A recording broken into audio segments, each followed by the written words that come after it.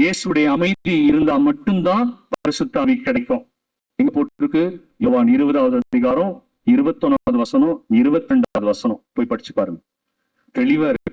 இயேசு முதல்ல அவங்களுக்கு சமாதானத்தை சொல்றாரு. சொன்னதுக்கு அப்புறம் தூய ஆவியாரை பெற்றுக் கொள்ளுங்கள்னு சொன்னார். பாத்தீங்களா? சீடர்களுக்கு நமக்கும் முதல்ல எது தேவை? தூய ஆவி, இல்லையா? அந்த தூய ஆவியை பெற்றுக்கொள்ளத்தான் ஆண்டவர் சமாதானத்தை கொடுக்கிறார். சமாதானம் என்னப்பா? அது பாவத்தை விட்டுவிட்ட சமாதானம். பாவத்தை அப்பதாங்க மனசுல உண்மையான சமாதானம் வரும். அது வரைக்கும் வராதுங்க. பாவத்தை விடுற வரைக்கும் உண்மையான சமாதானம் வரவே வராது, இல்லையா? சாத்தான எதிர்த்தாதான் சமாதானம்.